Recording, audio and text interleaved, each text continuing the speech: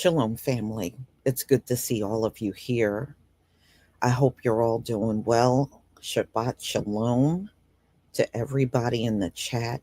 I was having a brief conversation before I came on, and someone was asking me how long was I in the truth. And let me tell you something. The Most High woke me up shortly after my mother passed. He came at a time in my life when I really needed him the most. I had lost my parents back to back. My father died in 2008, and my mother died in 2010. And it was probably several weeks after my mom passed, the Most High entered my life. He sent the Holy Spirit to shake me awake, and I woke up. And what an experience it has been. It has been phenomenal. I can't say it's always been easy. It's never going to be easy. We're sitting in the Gentile world, so it's never going to be easy. But I truly believe just being in this walk and being awakened has made me a better person. It has. Prior to being in the walk, I mean, I wasn't out here doing crazy things, but I was not probably the best that I could have been in my life. But I think we have to always try to do better. But having the Most High, the Holy Spirit, and Yahushai, it sure makes it easier to reach goals that I want to reach in my life. So this is year 15 for me, y'all.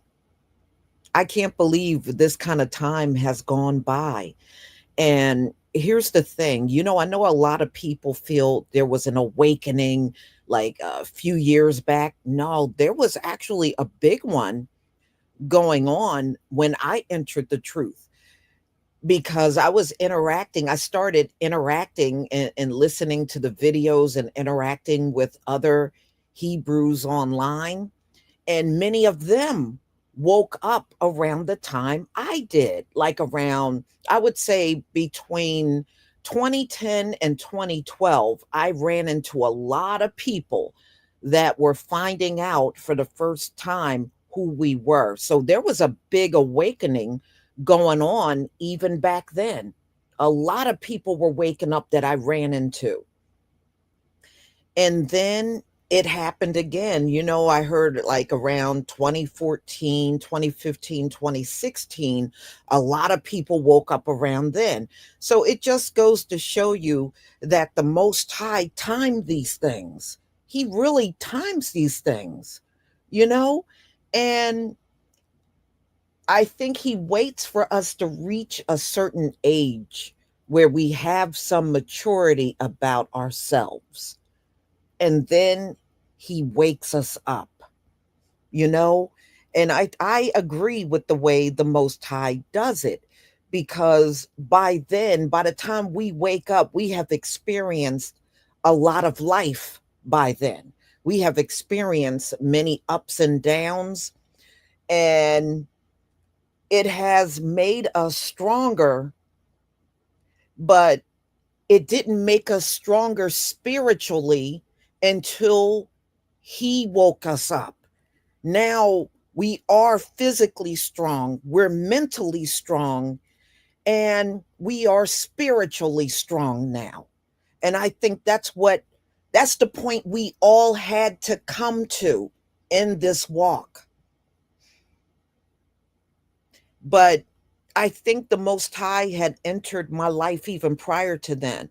Because do you know, early on, I made the decision to separate myself from Gentiles, and not even knowing that was what I was supposed to do. At that time, I was not aware of that, because everybody kept talking about, this phony equality that has never happened. And people were talking about, oh, we should all be together and love one another and all. People were talking that crap. And so, although folks were saying that, I still didn't want to be around them. And I'm sure many of you got to the point where even when you weren't in the walk, you just wanted to be away from these Gentiles. That was the point I got at. I dealt with them at work. I did what I had to do to get by, but I really did not want any more dealings with them anymore. You know? Yep. Unequally yoked marriages, saw all of that happen. I mean, boy, we have been through the ringer. You really think about it. And all the time when I reflect back over my life, I cannot believe how much I have been through. And I'm still here. And guess what? You've all been through a lot and you're still here. And that's what it's all about.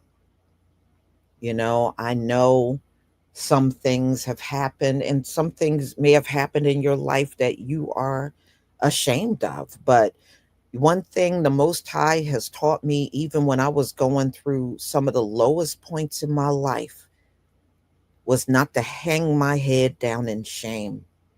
Whenever there was an issue, I knew to go to my Father with that issue. And I can't think of one instance when I went to the Most High and things did not work out. It's always worked out when I take it to Him. So, y'all, it has been a beautiful 15-year walk for me. And I'm looking forward to the years to come in this walk. I am. If I don't look forward to nothing else in my life, my relationship with the Most High is something I look forward to every single day. And I love it. So I'm not going to ramble on anymore. I'm going to get to our lesson. I'm going to get to our lesson, y'all. You didn't come here to listen to me. You came to listen to the lesson. All right. All right. Let me share my screen.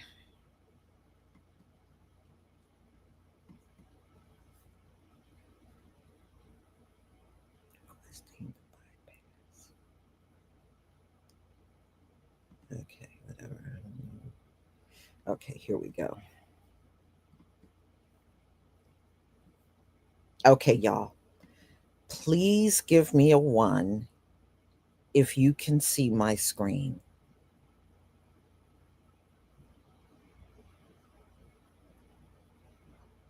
Thank you.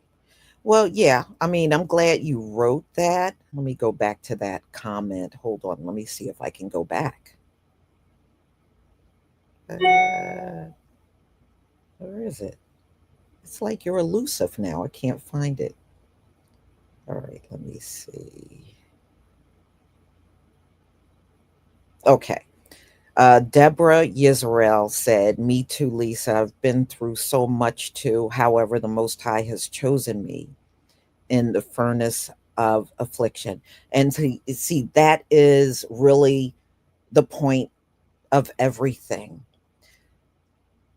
We are the remnant that is spoken about in the Bible.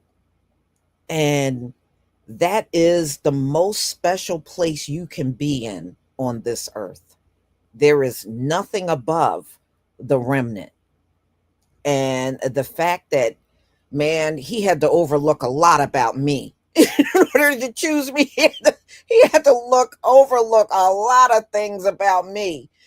But I'm grateful that he was so merciful that he did. And we are that special group that he has been talking about throughout the Bible.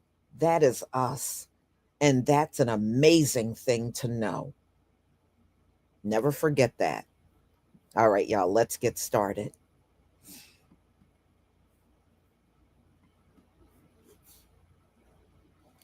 Summer is here, and BetMGM Casino is coming in hot with casino thrills. Play your favorite games like blackjack and roulette with a live dealer, or check out their exclusive I'm slots gonna like turn that MGM Grand Millions and The Wizard of I'm Oz, gonna turn only that available down at so we get BetMGM that Casino. Spin on spectacular before we slot get favorites past, like Cash Eruption, 88 Fortunes, their Mystery of the Lamp, commercials. Rake and Bacon, Their Cash podcast Machine, is Flintstones, and unmonetized, Squid that's Game all. from anywhere. Whether you're taking a walk or waiting for your train to come, you can enjoy the thrills of BetMGM Casino right from the palm of your hand. Download the BetMGM Casino app today and get a piece of the action. BetMGM and GameSense remind you to play responsibly and offer resources to help you make appropriate choices. BetMGM.com for T's and C's. 21 plus to wager. Michigan, New Jersey, Pennsylvania, and West Virginia only. All promotions are subject to qualification and eligibility requirements. Rewards issued as non-withdrawable site credit bonus bets unless otherwise provided in the applicable terms. Rewards subject to expiry. Gambling problem? Call 1-800-GAMBLER. BetMGM Casino is heating up the summer with a 100% deposit match up to $1,000 plus $25 All right, on the we're house almost using there. bonus code I think NJCasino at signup. it's like BetMGM and GameSense remind you to play responsibly and offer resources to help you make appropriate choices. almost there. Gambling problem? Call 1-800-GAMBLER. Must be 21 plus. New Jersey only. Please gamble responsibly. Visit BetMGM.com for terms and conditions. All promotions are subject to qualification and eligibility requirements. Rewards issued as non-withdrawable site credit bonus bets unless otherwise provided in the applicable terms. Rewards subject to expiry. All right, shalom, shalom. Welcome, welcome, welcome, welcome to another one of our Bible studies. My name is Yadon Yashua. I'm with Israelites Gathering. And the title of our Bible study this week is The Great Awakening. The Great Awakening. And what we're going to talk about is our people have definitely been in a very, very deep slumber. And we're starting to awaken out of this slumber as a people. And it's a process, you know. We're all waking up at different times, but slowly but surely, we're starting to come to of wait a minute, something ain't right. We're starting to figure out who we are. So all of this is happening according to prophecy. So we're going to go over the prophecies that show that we would go under a deep sleep. And we're going to look at what the word says about our awakening and what we're going to awaken to. And understanding that we're all waking up in different places, then we definitely want to be patient with one another. We want to make sure that we're supporting one another. And we want to make sure that we're not judging each other in this process, because we all slowly waking up. And when you wake up, the light, will hurt your eyes at first.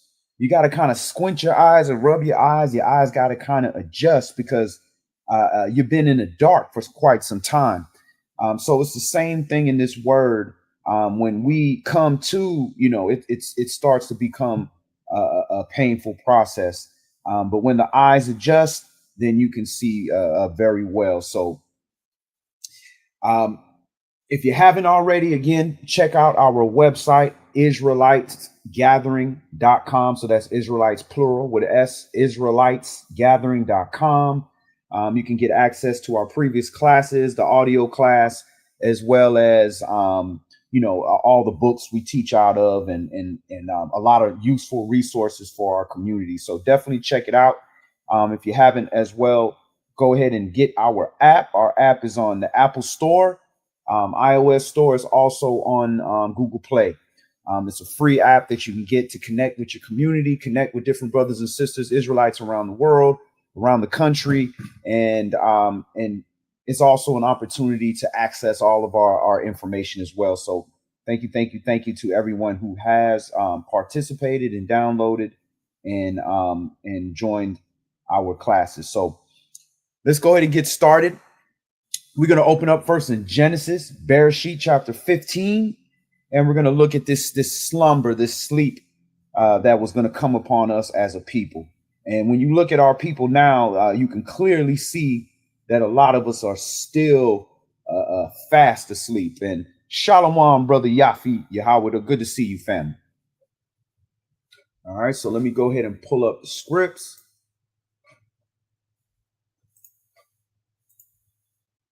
We're going to Bereshit, Genesis chapter 15. And we're going to start this at verse 12. And we're just going to read a few verses here. And we're going to see the prophecy of our nation going into a slumber, not only a slumber, but a deep sleep.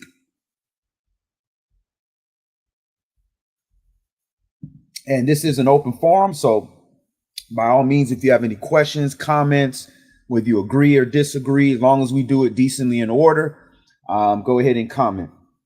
So we're at Genesis, Bereshit, chapter 15, and we're going to start this at verse 12.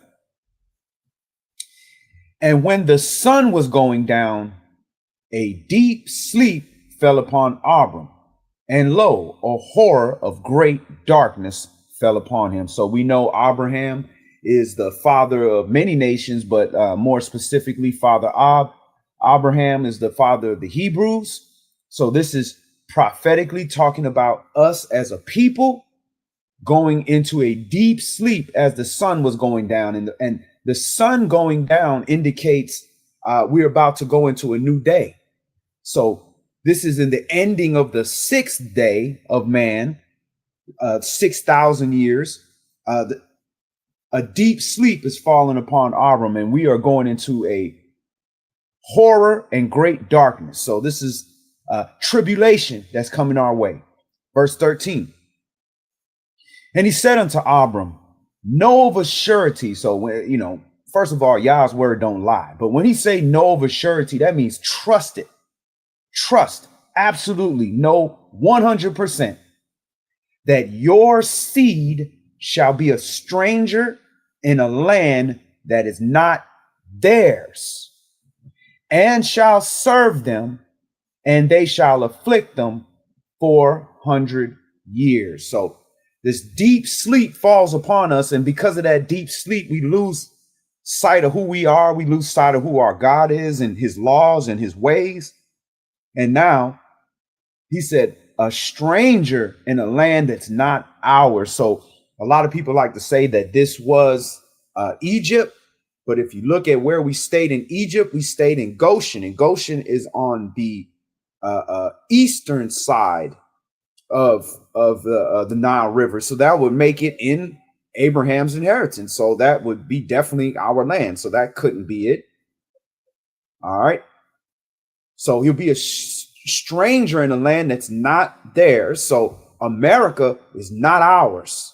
America's not in the table of nations.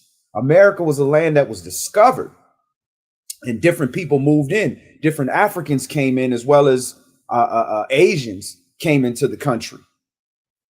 All right. And it says, you shall serve them, and they shall afflict them 400 years. So we've done plenty of classes on that. We know we got here in August, about August 20th or 21st of 1619. And as of August 21st of 2019, we did the 400 years.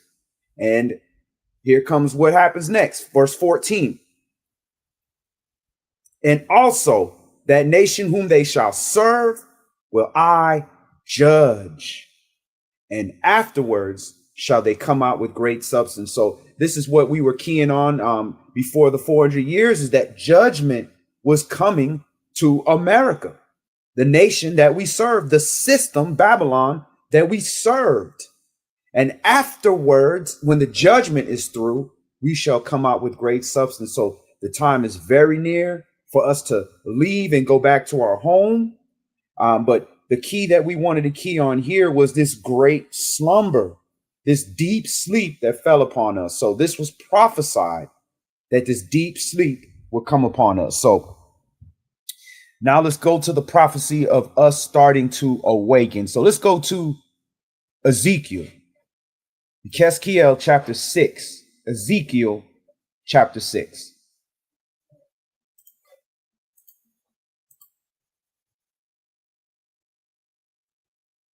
All right, so we're at the book of Ezekiel,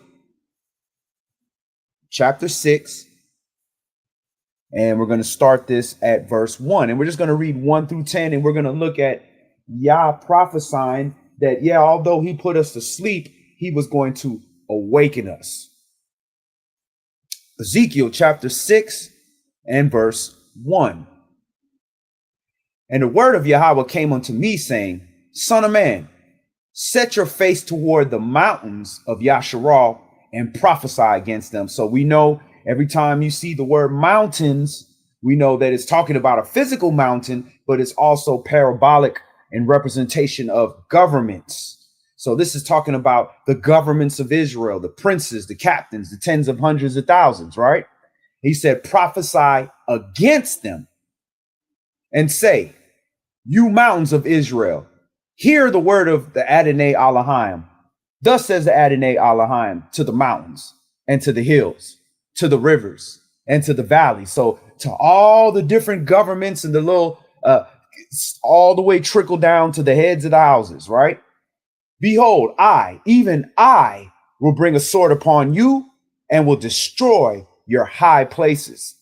And your altars shall be desolate, and your images shall be broken, and I will cast down your slain men before your idols. So he's talking to all the leaders, all the men of Israel, all the captains, right? And he's saying, I'm going to break down your images and your idols. What do you have these to begin with? Verse 5. And I will lay the dead carcasses of the children of Israel before their idols. Before their idols. And I will scatter your bones around about your altars. In all your dwelling places, the city shall be laid waste, and the high places shall be desolate, that your altars may be laid waste and made desolate, and your idols may be broken and cease, and your images may be cut down, and your works may be abolished. And the slain shall fall in the midst of you, and you shall know that I am Yahweh. Yet will I leave a remnant, that you may have some that shall escape the sword among the nations, when you shall be scattered through the country. So he's saying, despite all this, he's going to leave a remnant that can carry that memory, that understanding, right? Verse 9. And they that escape of you shall remember me among the nations, whither they shall be carried captives.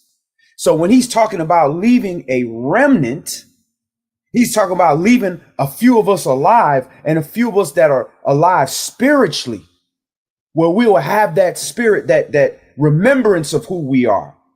And then when we escape and we are amongst the other nations, he's saying, wherever we're carried captive, he'll cause us to remember. So verse 9, and they that escape of you shall remember me among the nations, where they shall be carried captives, because I am broken with their whorish heart, which has departed from me, and with their eyes, which go a whoring after their idols, and they shall loathe themselves for the evils which they have committed in all their abominations. So you not a remnant or remembering yourself if you are not loathing yourself for the abominations that you committed in your sleep that you did not know. It's like having a dream of something very terrible happening, and then you wake up and you're like, oh my goodness, I'm so happy that this is not the truth, that this didn't happen.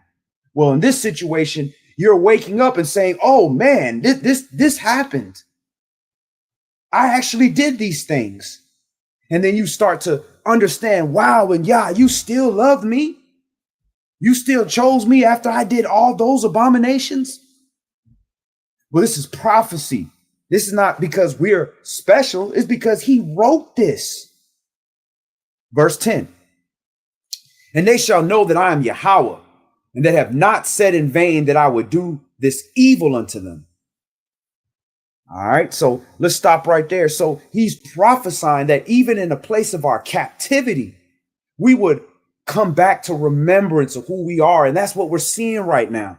That's why we're seeing celebrities waking up. We're seeing athletes. We're seeing musicians. We're seeing people, family members, all type of people starting to wake up during this time period, especially after COVID.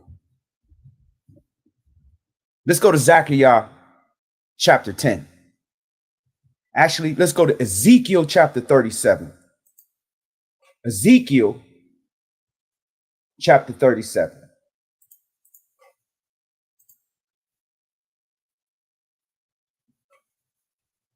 So he said he would cause our remembrance to come back to us.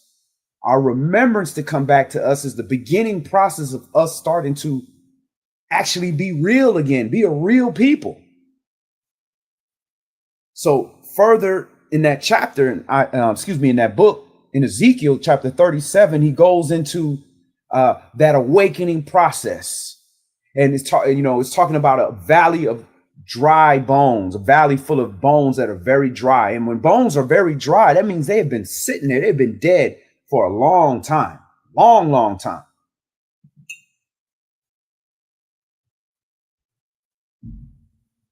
So we're at Ezekiel chapter 37. And we're going to start this at verse 1. And we're going to read 1 through 14.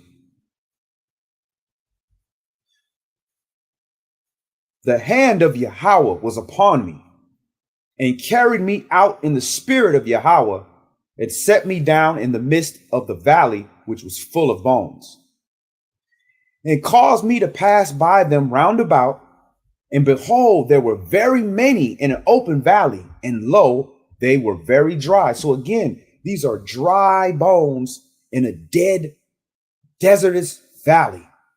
They've been dead and gone for a long time. That represents the last time we've been a nation. When the last time we've had a land that belonged to us, a nationality that wasn't from our slave owners.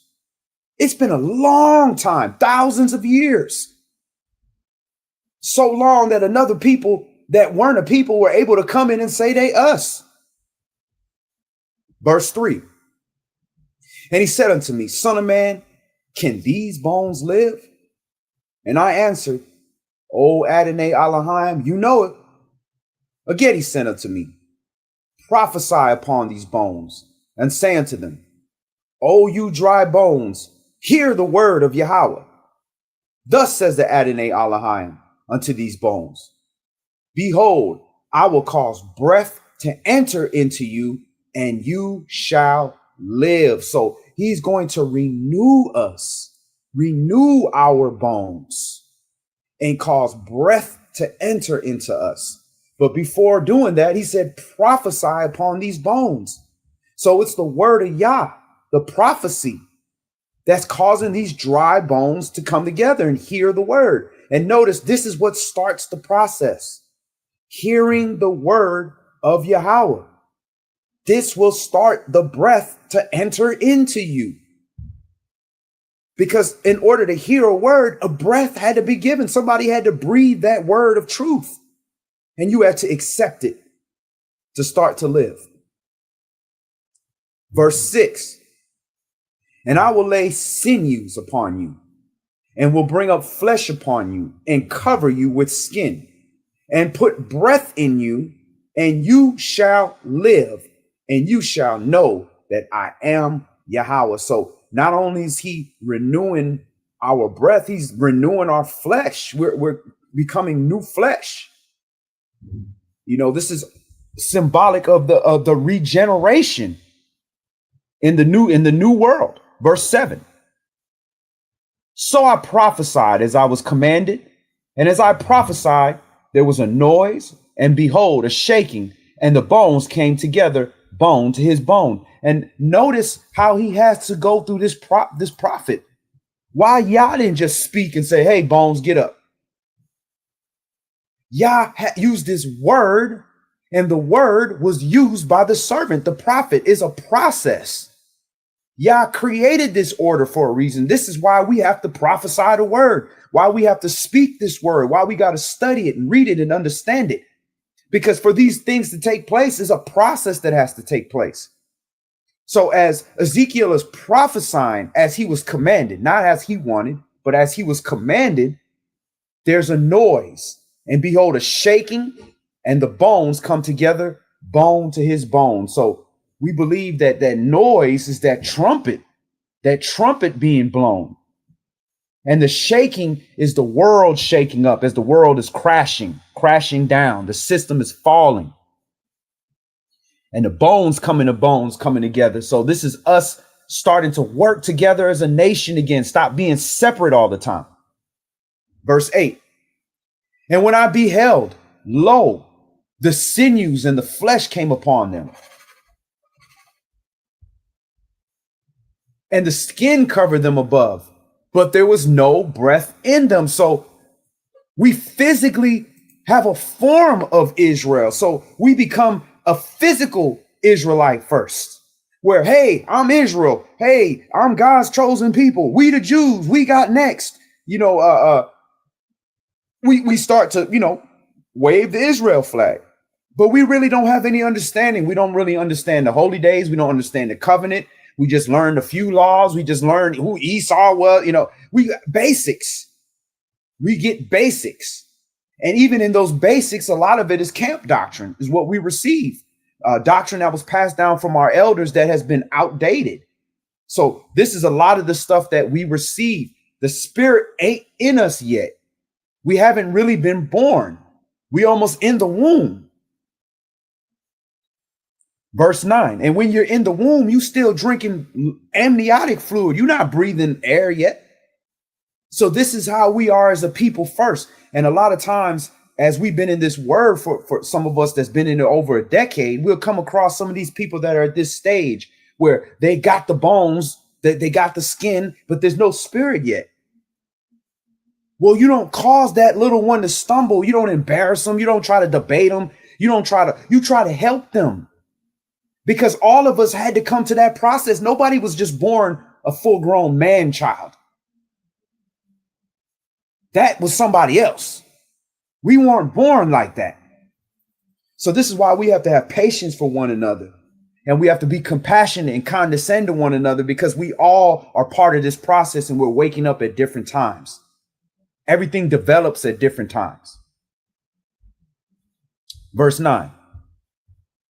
Then said he unto me, prophesy unto the wind, prophesy, son of man, and say to the wind, thus says the Adonai Elohim. And then when you look in Hebrew, that word wind is the same as spirit, ruach. So prophesy unto the ruach, prophesy, son of man. And son of man just is Adam. Son of man literally means Adam. All right, son of Adam. And say to the wind, thus says the Adonai Elohim, come from the four winds, O breath, and breathe upon these slain, that they may live.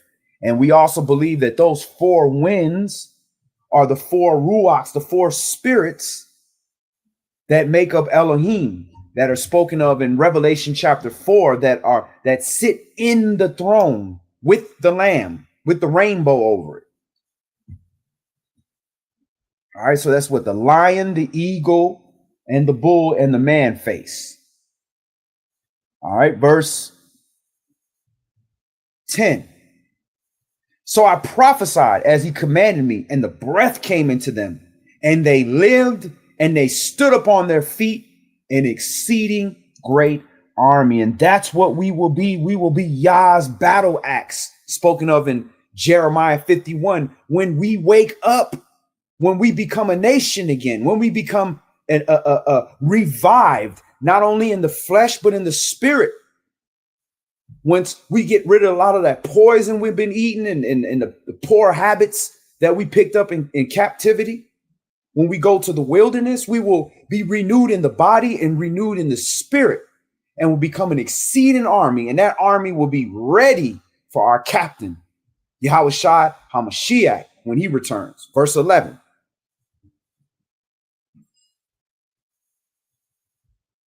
Then said he unto me, son of man, these bones are the whole house of Yasharal.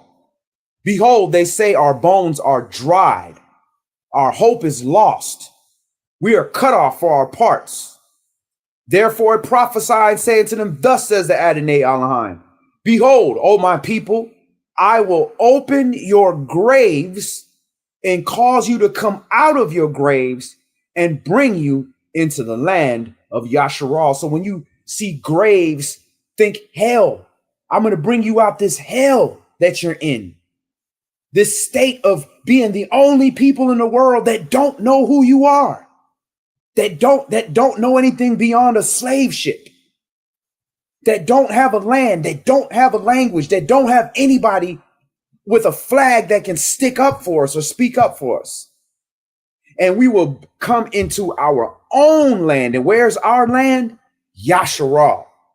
We'll come into our own land, and we'll be a nation and an army that's taking back our land.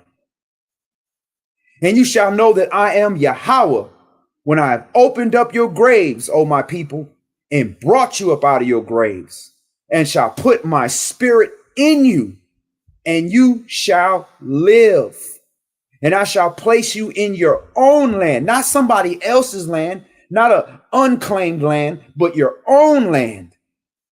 Then you shall know that I, Yahweh, have spoken it and performed it, says Yahweh. And that's the greatness of Yah. He speaks it before it happens. Then he gets his servants to go spread the message. And then it happens. The devil tries to copy that. All right, so let's go. Let's move on. Let's go to Zechariah. Zechariah chapter 10.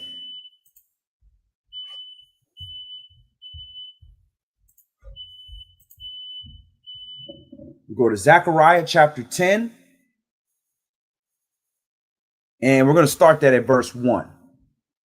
All right, so again, when Yah is talking about restoring us and we become a mighty army, you best believe there's going to be some warfare going on. And Yah not playing when he coming for his. Zechariah chapter 10. Ask ye of Yahweh rain in the time of the latter rain. So Yahweh shall make bright clouds and give them showers of rain to everyone grass in the field.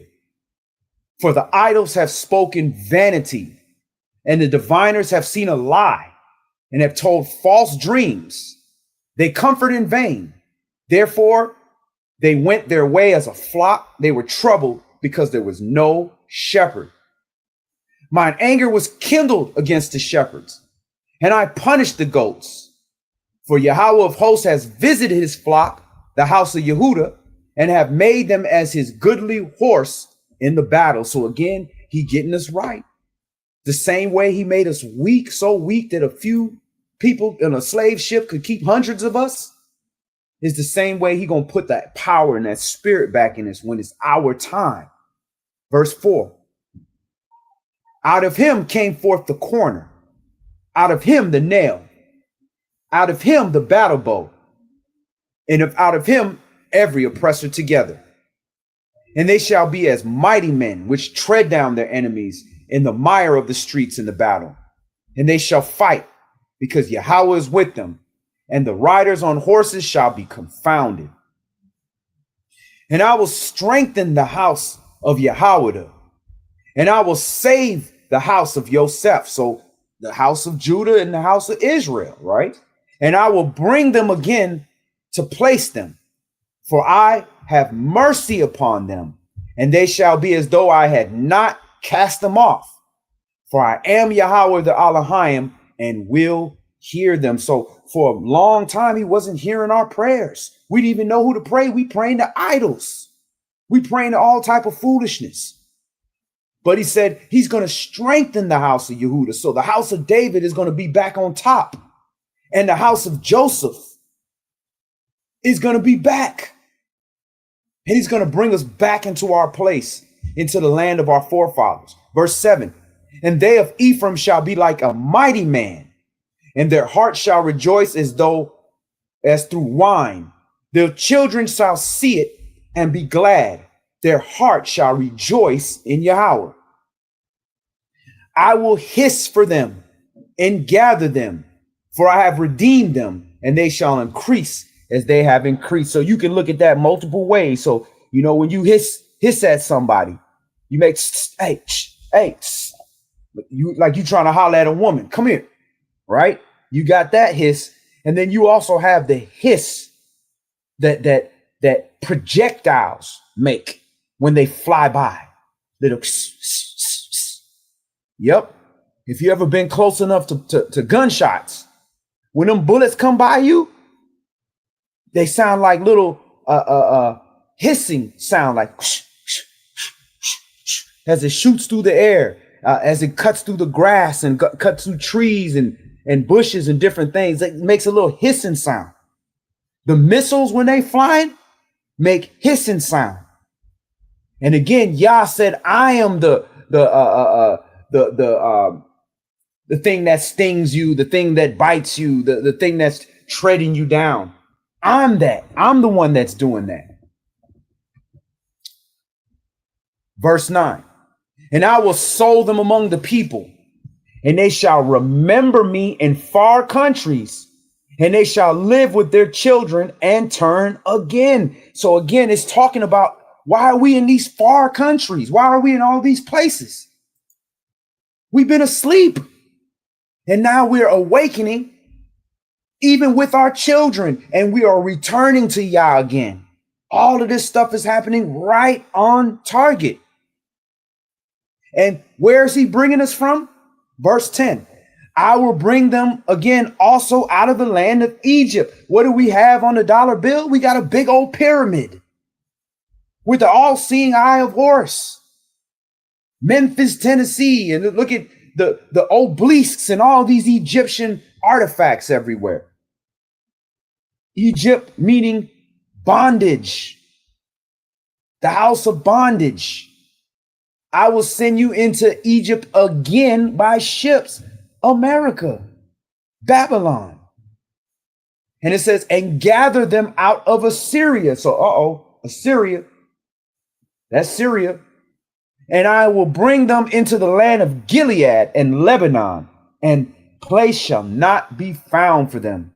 And he shall pass through the sea with affliction, and shall smite the waves in the sea, and all the deeps of the river shall dry up. And the pride of Assyria shall be brought down, and the scepter of Egypt shall depart away. And I will strengthen them in Yahweh, and they shall walk up and down in his name, says Yahweh. So you're talking about the Arabs state, and you're talking about the Egyptian, the Hamite. He's going to cause us to remember out of these places, these same ancient places that we are now in. Let's go to Jeremiah chapter 33. I want to talk a little bit more about how he's going to restore us. This is part of the awakening process, is the restoration. Again, we look at all these things that are happening, and a lot of it sounds doom and gloom, and, we can get a little anxious or afraid, but understand we're going over this so that we know all of this is going to happen. All of this is happening. It's for us to increase our faith, to know that we're close. Everything is happening the same way Yah said it was going to happen.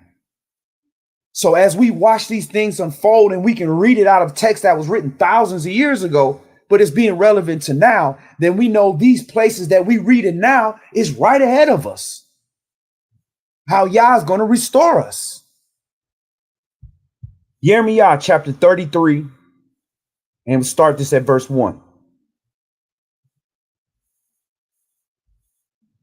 Moreover, the word of Yahweh came unto Jeremiah the second time, while he was yet shut up in the court of the prison, saying, thus says Yahweh, the maker thereof, Yahweh that formed it, to establish it. Yahweh is his name. Call unto me, and I will answer you, and show you great and mighty things which you know not. So again, he who lacks wisdom, ask Yah, the one who gives it to you. And yeah, you might find it through a teacher, but a teacher is just the means. You're getting it through Yah. So if you lack understanding, ask Yah, and then have faith that he's going to give it to you. And you have faith by searching that treasure. That's why he talks about the parable with the man that finds a treasure is buried in a field. So he bought the whole field. He sold everything he had, and he bought the field because he knows the treasure is right here. I got it. I own it. Nobody can take it from me. All I got to do is go get it. This is how he wants us to deal with this word. Seek him. Seek after that wisdom. Verse 4. Thus says Yahweh, the Elohim of Yasharah, concerning the houses of this city, and concerning the houses of the kings of Yahweh, which are thrown down by the mounts and by the sword. They come to fight with the Chaldeans, but it is to fill them with dead bodies of men, whom I have slain in my anger and in my fury, and for all whose wickedness I have hid my face from the city. Behold, I will bring it health and cure. I will cure them and will reveal unto them the abundance of peace and truth. That's what he's doing now. He's revealing unto us the abundance of peace that we have once we understand who we are and what our calling is, that life is so much more than just obtaining things and seeking to make a name for ourselves. I don't care how great of a name you have, it'll never surpass the name of Yasharah, the name of Yahweh, the name of Yahweh Shai. And once you understand this and have a purpose, it brings you peace. And the truth sets you free once you're no longer being fooled by the lies. Verse 7. And I will cause the captivity of Yahweh and the captivity of Yasharah to return, and will build them as at the first. But you notice it's a process. He's first revealing unto us the abundance of peace and truth first. Then he's bringing us back to the land and returning the captivity. He has to free the captivity of the mind first. Verse 7. Verse 8. And I will cleanse them from all their iniquity, whereby they have sinned against me.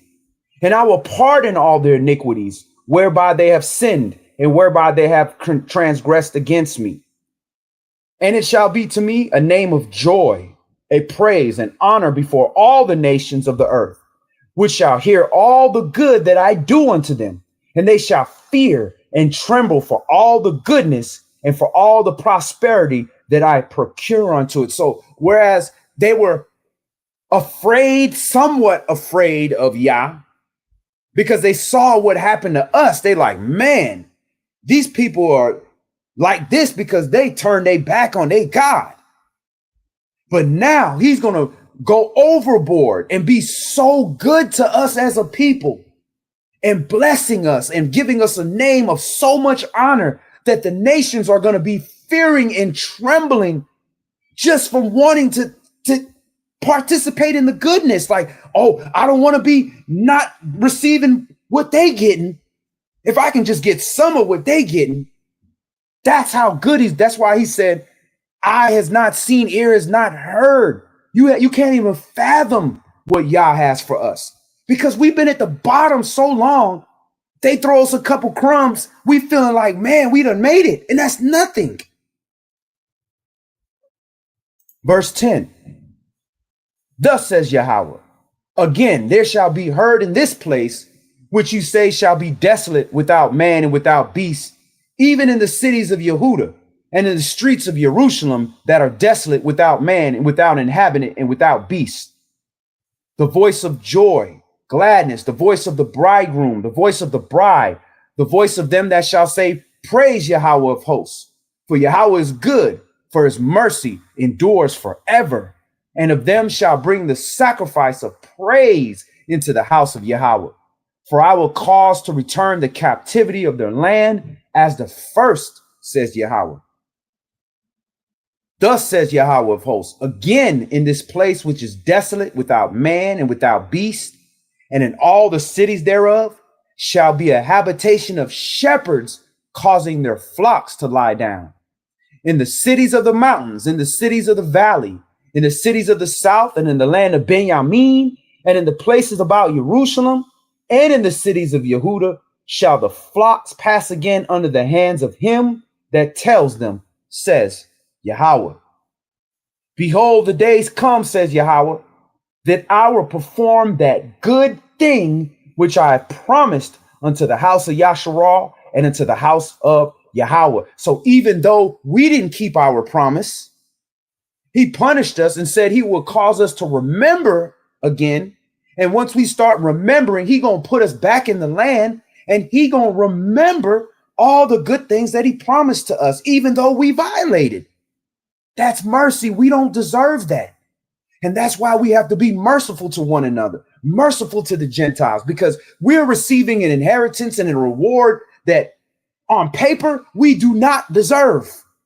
But we deserve it because Yah said it's for us. So we deserve it. So I'm not questioning Yah. But on paper, we don't deserve it. So if we are of that same God, then we have to operate in that same manner, being the kings and queens of the earth and being merciful to one another, especially our own people. We quick to fight and shoot and stab and hurt and make fun of our own people, but let the other nations just do as they please. That's a curse. Verse 15. In those days and at that time will I cause the branch of righteousness to grow up unto David, and shall execute judgment in righteousness in the land. So the house of David is going to rise back up. His stock, his bloodline is going to be checking bros, checking things, making sure ain't no wickedness in the land. They're going to care about this law. They're not going to be, oh, you can do whatever you want. Now they're going to be zealous for the law. In those days shall Yahweh be saved, and Jerusalem shall dwell safely. Yeah, they're going to dwell safely because house of David not playing. You come around here with that idolatry, with that abomination, you finna get cut. And now we going to dwell safely. And this is the name wherewith we shall be called, Yahweh our righteousness. For thus says Yahweh, David shall never want a man to sit upon the throne of the house of Yasharah. And right now it's being represented in heaven by Mashiach. But we're going to have a man here on earth. Verse 18, neither shall the priests, the Levites, want a man before me to offer burnt offerings and to kindle meat offerings and to do sacrifice continually. He said, neither shall that happen. Because that's what's happening now. We have no priests and Levites offering burnt offerings. You got Jewish people doing whatever they doing, but we not in the land. We not doing the righteous offerings. Verse 19, and the word of Yahweh came unto Jeremiah, saying, thus says Yahweh, if you can break my covenant of the day and my covenant of the night, and that there should not be day and night in their season, then may also my covenant be broken with David, my servant, that he should not have a son to reign upon his throne, and with the Levites, the priests, my ministers.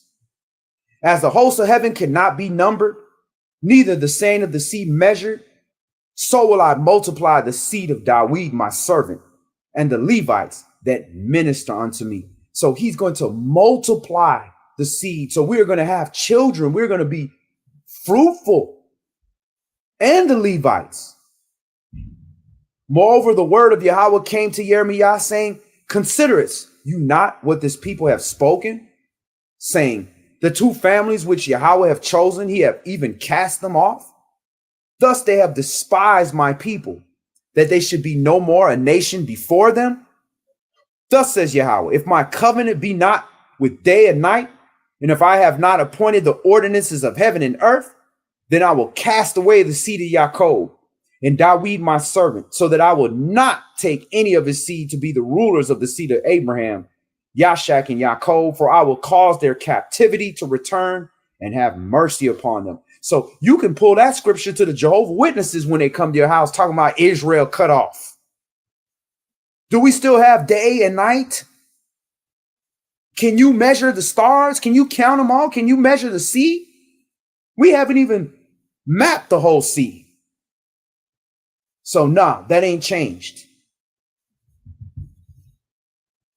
Let's go to Revelation chapter 12. We're going to talk about our flight to the wilderness. This is part of our restoration process. We got to be separated from this place because we won't leave it. Just like when we went in the wilderness the first time. Soon as Moshe stepped off for a hot minute, we out here making a golden calf and Aaron right there with him. So we got to be removed because if we too close, we going to revert right back to. So we got to be taken to a whole different place where we can fast out all these poisons and chemicals and stuff they spraying in the air in a hidden place that they can't spray chemtrails over, that they can't find us with drones. We got to be somewhere where we can be separate and he can work on us and renew not only our spirit, but our bodies. Renew the order in our household. Put things back in nature order where men are heads and the women are the caregivers. Things will be put back in this proper place. But we can't do that here. We can barely, it takes two of us to work, most of us to feed our families. So we can't even revert to the natural state. We got to be taken out of this system. So Revelation chapter 12 is the prophecy, and it is confirming what's already prophesied in the Old Testament, our process of restoration. So Revelation chapter 12, and we're going to start this at verse 1. And there appeared a great wonder in heaven, a woman clothed with the sun, and the moon under her feet, and upon her head a crown of 12 stars. And when you clothed with the sun, I just thought about that. That's like melanin. And melanin is literally liquid sunshine. And evaporated sunshine is a melanocyte, which is literally sunlight. So when you're looking at a woman, this is a nation that is clothed with the sun, a nation of melanin people is what I'm seeing from it. But there's, this is so many layers to this prophecy right here. So this woman is Israel, and the moon under her feet, and upon her head a crown of 12 stars. And she being with child, cried, travailing in birth and pain to be delivered. So this is the birth process of us becoming a nation is very painful. There's going to be tribulation. We're going to have to go through that wilderness. We're going to have to let go of the old ways. The old man, he's not going to just lay down and die. You're going to have to fight with him. You're going to have to struggle to kill that old man. It's going to be a painful process. And there appeared another wonder in heaven, and behold, a great red dragon having 7 heads and 10 horns and 7 crowns upon his head. So now when you see dragon, we talking about the adversary, the devil. All right. And notice when it talks about pain to be delivered, for those of us that, that have children, have seen birth, that mother, as soon as she finished delivering that baby, that pain is like it just disappeared. It was all worth it. So that's how it's going to be for us when we are born as a nation and we're finally recognized as the kings and priests of the earth and are restored to our land. All that pain is just going to go away like it means nothing. And his tail drew the third part of the stars of heaven. And I'm not going to get all into the, what these 7 heads and the 10 horns and the 7 crowns and the missing crowns and things of that. We're not going to go into that. I'm going to focus on the restoration aspect. And his tail drew the third part of the stars of heaven and did cast them to the earth. And the dragon stood before the woman, which was ready to be delivered, for to devour her child as soon as it was born. So this is the system. This is the demonic, devilish system that's trying to stop us with all that it has in place, from Planned Parenthood trying to kill our babies before they can grow up to be kings, to the educational system, which is put poison in our brains, to the poison that they put in, he's in the bathroom, the poison that they're putting in our veins, all these different things that they're utilizing to try to kill us before we are born into a nation. And he's using this third part of the stars of heaven. That is the the angels that left their former estate. And these stars, when they come down, they're going to need bodies to inhabit. An angel needs something to manifest its spirit. And when you look at demon, right? D is negative, right? And mon stands for emotion. So a demon is a negative emotion. And that negative emotion means nothing unless that negative emotion says something mean and hurts somebody's feeling, or makes you do something wrong, or makes you get angry and hurt somebody. That's how they manifest. So that third part of the stars, them angels, because stars represent angels and spirits, when they leave their former estate, they're going to inhabit people. And who do you think they're going to inhabit? People that can't make a difference? They're going to use the people that people follow the most. All right. And that what they're trying to do is devour us as a nation before we become a nation. Because once we become a nation, we're a great exceeding army. Verse 5. And she brought forth a man child, who's to rule all nations with a rod of iron. And her child was caught up to Elohim and to his throne. And the woman fled into the wilderness, where she had the place prepared of Yah, that they should feed her there 1,260 days. So 3.5 years.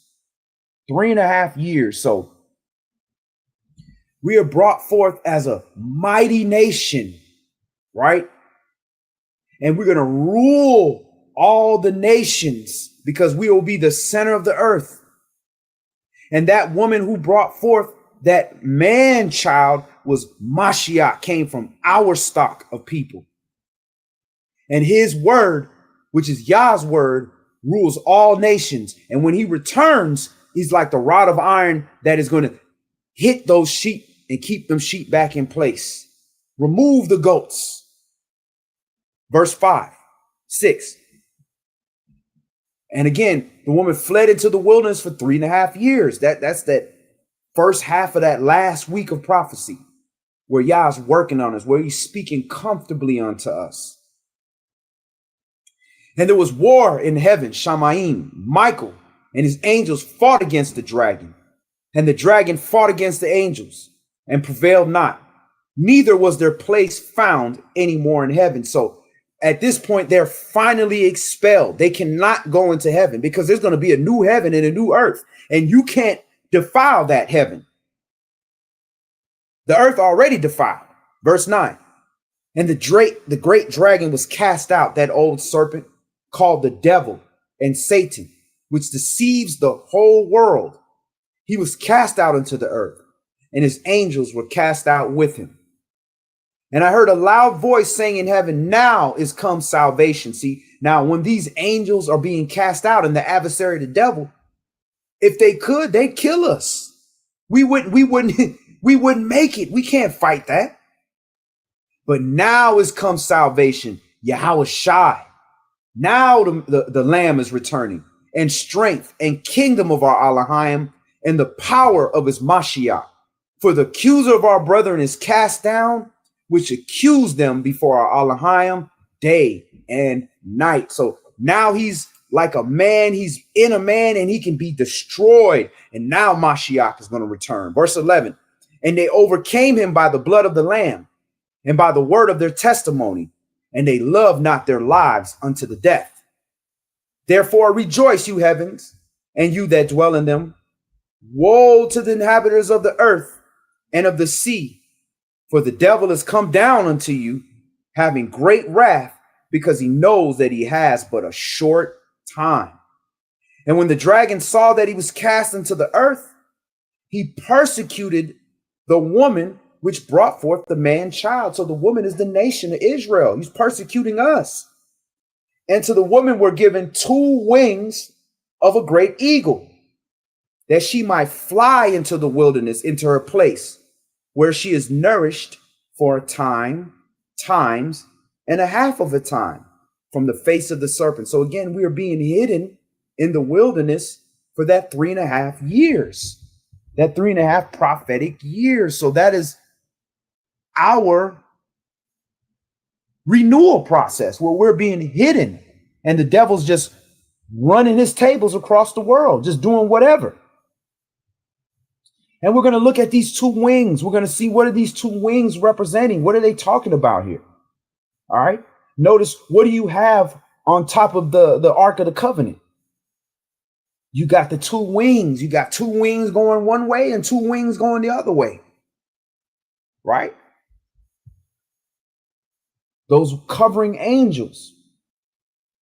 Let's take more look at this and see.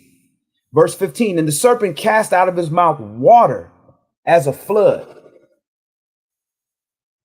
after the woman, that he might cause her to be carried away of the flood. So that water can also represent spirit, you know, all these different doctrines and weird and AI and all this weird stuff that they got going on. False information. It could be information overload, causing us to just get lost and carried away and end up chasing a rabbit hole and not learning the truth unto our salvation. And the earth helped the woman, and earth opened up their mouth and swallowed up the flood, which the dragon cast out of his mouth. So the earth helped us, either through this process where it's literally opening up and swallowing up the water that's trying to drown us, but also the earth, the mother, the assembly, the church is going to help us learn the truth. And the dragon was wroth with the woman and went to make war. And who we making war with? The remnant of her seed. And who are the remnant of her seed? Which keep the commandments of Yah and have the testimony of Yahushua Mashiach. Hallelujah. That's who the war is against us. That's why we got to be hidden. Yah going through Mashiach going to be picking them off in the wilderness. All the rebels, he going to be purging them.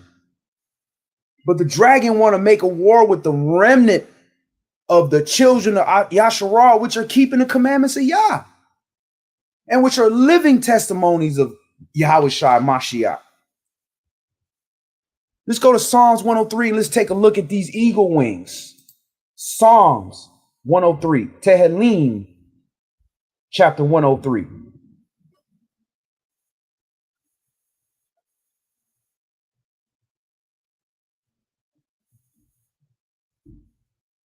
I know my wife, she asked me, you know, she got a song on the wings of the Philistine. You know, on the shoulders of the Philistine, we're gonna fly like, you know, like wings. And she was, you know, asking like, well, what do those wings represent? So we're gonna get into that. Psalms, Tehillim, chapter 103.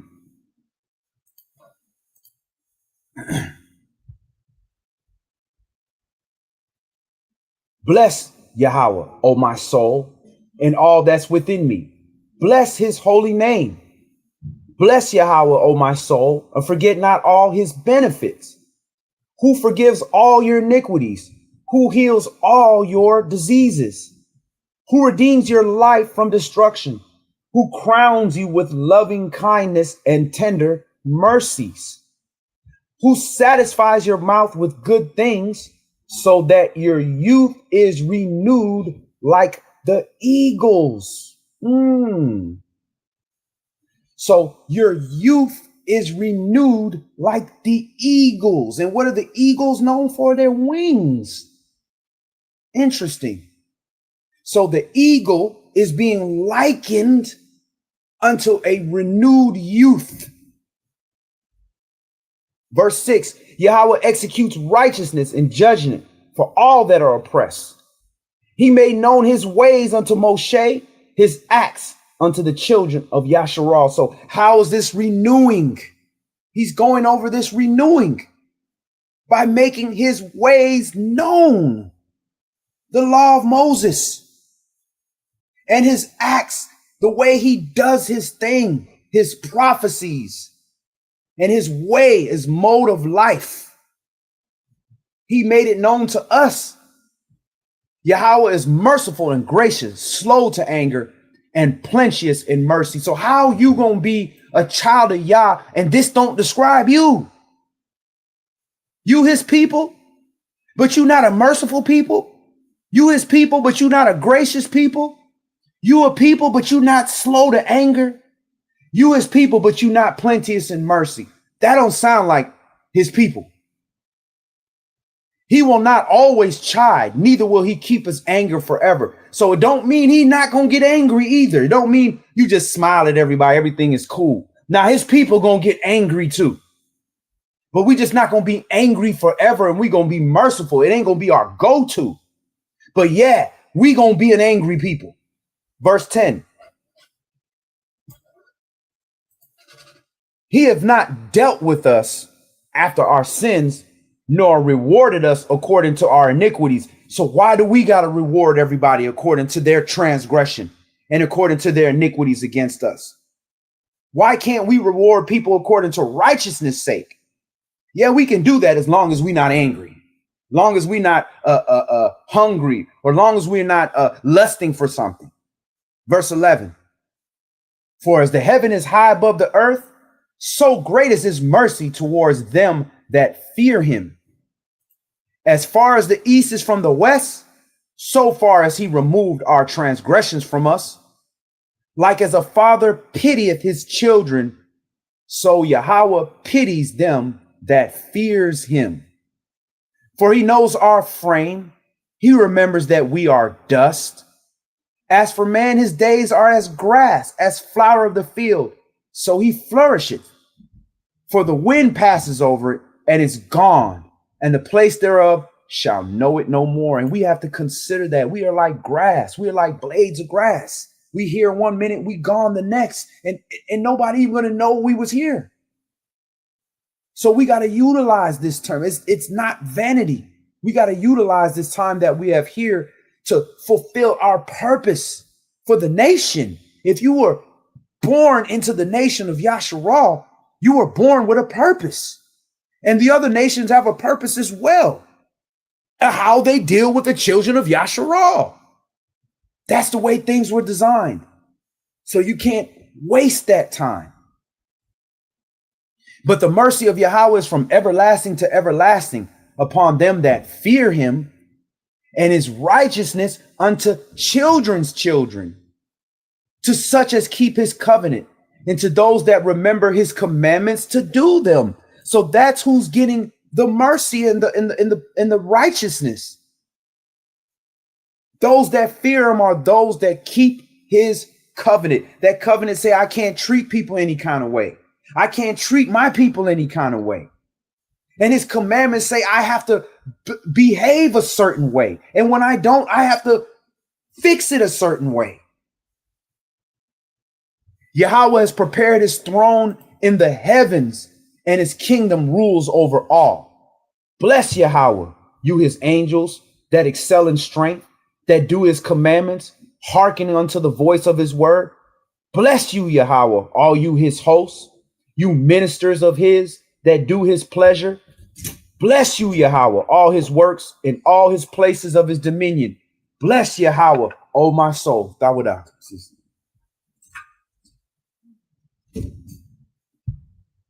My wife hates when I call her sis. I slid that one in there. All right. Let's move on. I slid that in by accident. She called me brother all the time. I say sis, boy, she hate that. It's like her being likened unto a regular sister. All right, so let's move on. Let's go to Yeshayah chapter 40, and then we have one more for the conclusion. Isaiah chapter 40. We're going to look more at this renewal. How the wings is likened unto our renewal process. Yeshayah, Isaiah chapter 40, and we're going to read 15 through 31. Yeshayah chapter 40 and verse 15. Behold, the nations are as a drop of a bucket, and are counted as the small dust of the balance. Behold, he takes up the isles as a very little thing. So he's all these countries and all these other nations, he's considering them like dust on the balance. Yeah, they affect things. If you have a bunch of dust on your weight, it's going to be a little bit off. So they affect things, but they are not what's being weighed. So they have to understand their place. You have to understand your place. It's not for you to boast over them. It's for you to understand your importance. So when you waste time, it's worse than when they waste time. They're just small dust of the balance. So understand your importance, Israel. This is not something that's just made up.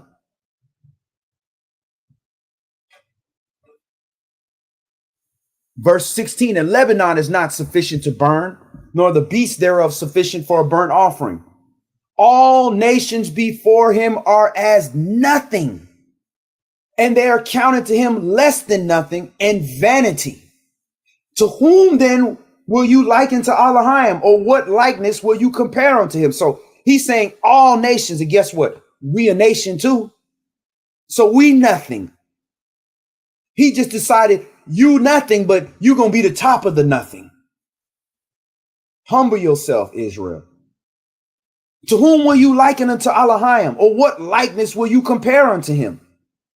The workman melts a graven image, and the goldsmith spreads it over with gold and casts silver chains. He that is so impoverished that he has no oblation chooses a tree that will not rot. He seeketh unto him cunning workmen to prepare a graven image that shall not be moved. Have you not known? Have you not heard? Have it not been told to you from the beginning? Have you not understand from the foundations of the earth? So again, Israel, you have heard from the beginning, all the way from our ancestor Enoch to Noah. We've heard this from the beginning. He chose our bloodline, our people, to share this wisdom. It is he that sits upon the circle of the earth. Again, that's the flat earth, a circle, not a globe, not a sphere, a circle. And the inhabitants thereof are as grasshopper that stretched out the heavens as a curtain and spreads them out as a tent to dwell in, that brings the princes to nothing. He makes the judges of the earth as vanity. Yea, they shall not be planted. Yea, they shall not be sown. Yea, their stock shall not take root in the earth. And he shall also blow upon them, and they shall wither, and the whirlwind shall take them away as stubble. To whom then will you liken me? Or shall I be equal? Says the Holy One. Lift up your eyes on high, and behold who has created these things, that brings out the host by number.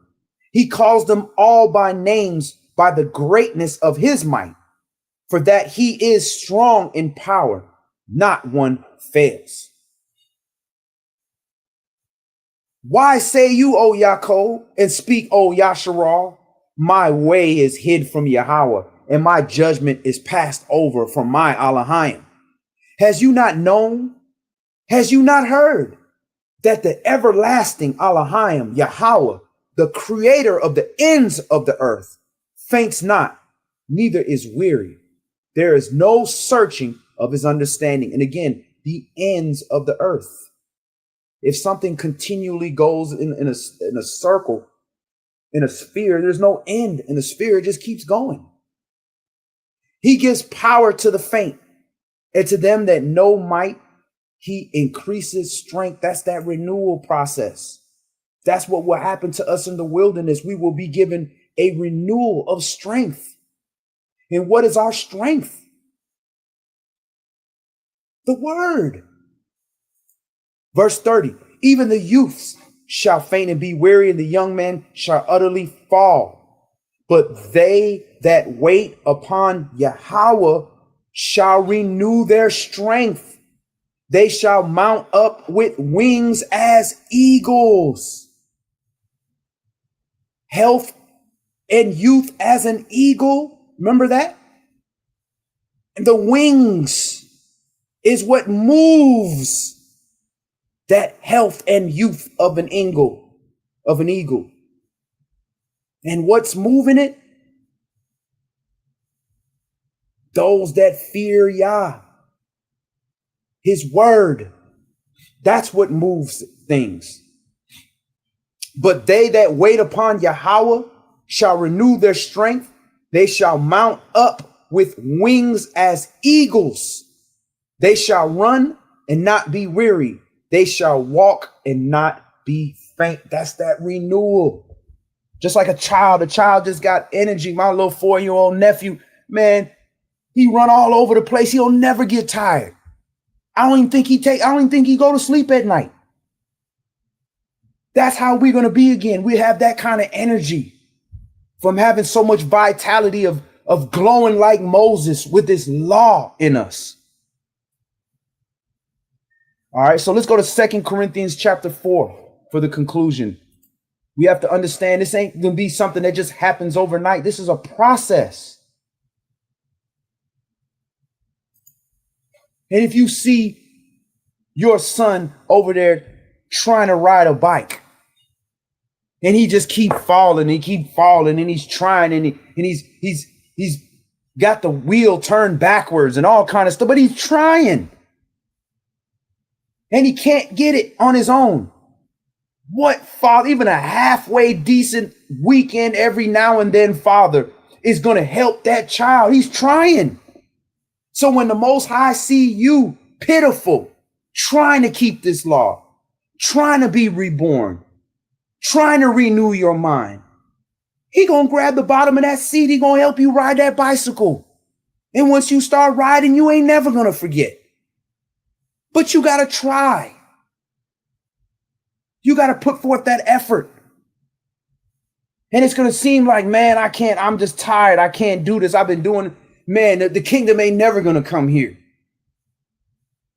But if you wait upon Yah, he said he's gonna renew us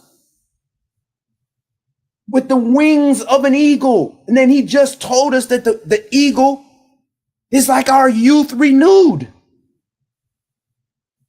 2 Corinthians chapter 4 for the conclusion. We got to understand this process is a daily process. Day by day. That's why Saul says, I die daily. The old you should be dying, and the new you should be being reformed, renewed. When something is renewed, there was already something there. And it's being renewed. It's not being created, it's being renewed. But if you destroyed, ain't nothing going to be renewed. 2 Corinthians chapter 4 and verse 1 for the conclusion. Therefore, seeing we have this ministry, as we have received mercy, we faint not. So you should never get tired, weary of well-doing. We got mercy. That's something we don't deserve, but have renounced the hidden things of dishonesty, not walking in craftiness, nor handling the word of Yah deceitfully, but by manifestation of the truth, commending ourselves to every man's conscience in the sight of Yah. That if you don't have a conscience in the sight of Yah, you're not going to make it. It's too easy to fool man. Man want to be fooled. And the man that want to be fooled the most is self. We lie to ourselves. Verse 3. But if our good news be hid, it is hid to them that are lost, in whom the El of this world hath blinded the minds of them which believe not, lest the light of the glorious good news of Mashiach, who is the image of Yah, should shine into them. So this is how he uses the care of the world and the lust of the flesh and the jealousy and envy and the anger and the trauma that we've been through to just blind us from focusing on Yah. Remember, we talked about wisdom comes by the opportunity of leisure. You got to have time to be able to study. You got to have time to, you think you don't got time for a Bible study? Well, when you think the time comes for the people, they got to put this together. We got to have time to put the study together, then have time to present the study. When you study, you just need time to study. But you can't make the time to study. How you going to make the time to help somebody else? You can't even make the time to study to prepare yourself. And you think you preparing yourself to teach somebody? You preparing yourself to live. If you teaching somebody, that's just your trade. You might be an evangelist. You might be a prophetess. You might be a singer, a guardsman, a watchman. You might be something else. But you got to prepare yourself. You see all this stuff going on in the sky right now. I was going to talk about it before the class. So-called drones that they can't measure, they can't catch. Yes, some of it's phony. And surprising enough, that hissing sound, that hissing sounds a lot like them blades on a drone too, right? The drones that they can arm with explosives and projectiles. If you can do it in PlayStation Black Ops, you don't think they got that in real life? And furthermore, when they showing you so much in the sky, when the real thing in the sky comes, are you even going to know? It says, if it were possible, it would fool the very elect. The very elect cannot be fooled because they have faith in this word. You can't have faith in something you don't know. Verse 6. For who Elohim commanded the light to shine out of darkness, have shined in our hearts to give light of the knowledge of the glory of Elohim in the face of Yahushua Mashiach. For we preach not ourselves, but Mashiach Yahushua the Adonai, and ourselves your servants for Yahushua's sake. Verse 7. But we have this treasure in earthen vessels, that the excellency of power may be of Elohim and not of us. We are the earthen vessels, and this treasure is Yah's spirit. It's of him. It's not us. That ain't we, the vessel. That our mommy and daddy did the horizontal polka together, and they had us.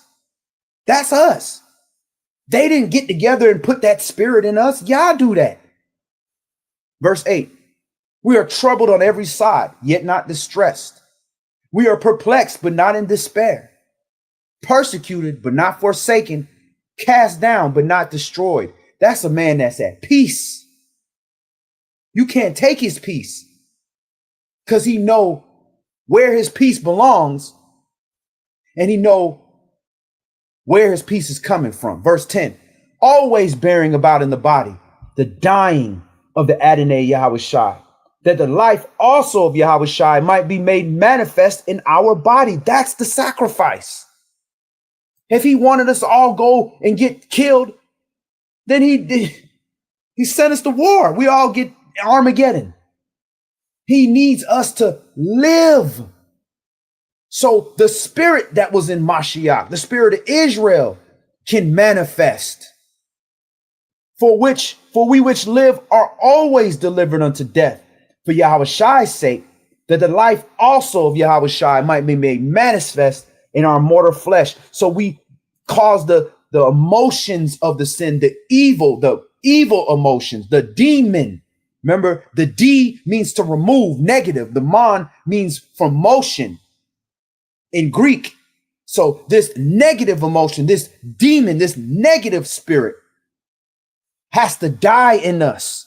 And how does it die in us? When it can't manifest. I'm mad. I'm furious.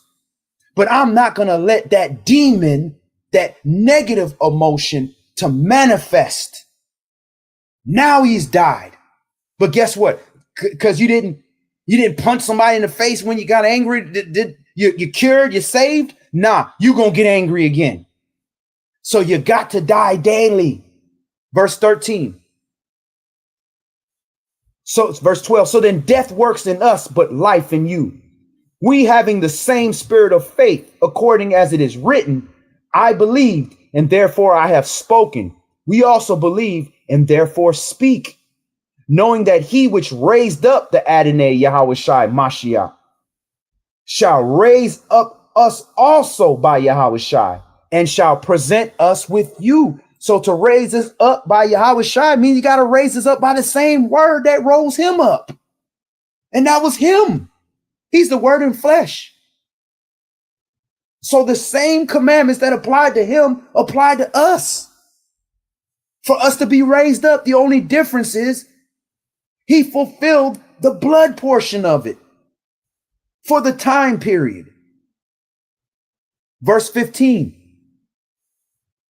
For all things are for your sakes, that the abundant grace might through the thanksgiving of many rebound to the glory of Yah. For which cause we faint not, but through our outward man perish, yet the inward man is renewed day by day.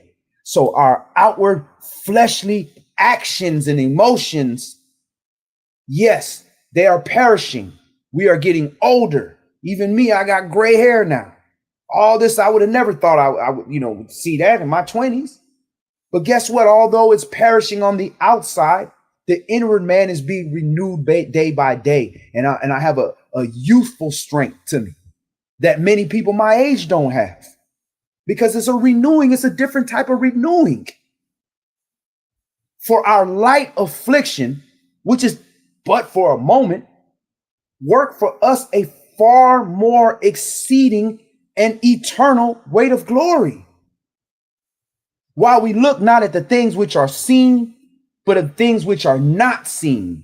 For the things which are seen are temporal, but the things which are not seen are eternal. Praise Yah. So that renewing, that inward man has to be renewed daily. Your mind has to be renewed daily. Your thoughts, the way you look at things, the way you are affected by things. So that eventually your anger, your negative emotions are affected and renewed. You're not getting angry so quick. You're not wrathing so much. You're having more compassion, more mercy, more understanding, more peace, though you're troubled on every side, distressed, perplexed, in despair. But yet you're not being affected in that way. You're not distressed. You're troubled, but you're not distressed. You got to acknowledge the trouble, but nah, I ain't stressing. You're perplexed. You don't know what's going on. I don't understand everything, but I don't know what was going up in the skies, but I'm not despaired. They persecuting us. We public enemy number one, but we not forsaken. Y'all got us.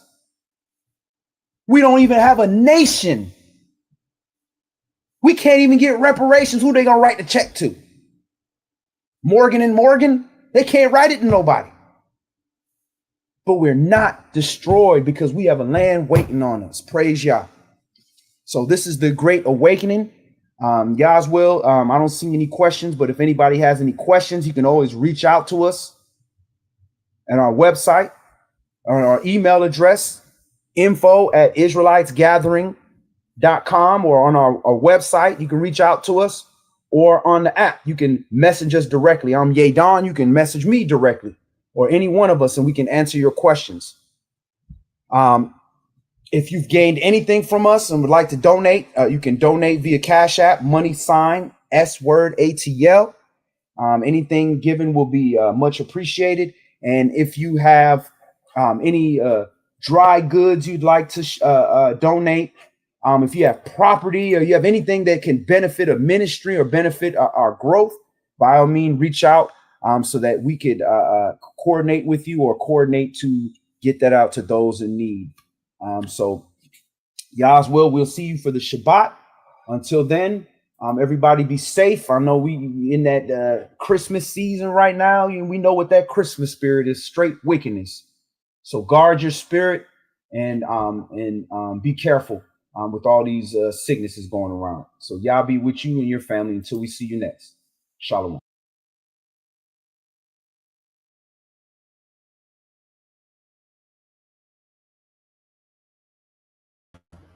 All right.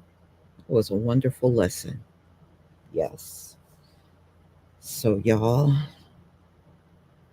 as usual, I always pray the Most High in these trying days will keep each and every one of us safe and keep us fully protected by his angels until his return. We are going to see a lot of wicked things occur in these final days. We're going to see a lot of people betraying each other and a lot of family divisions, and all of these things must happen because it is written.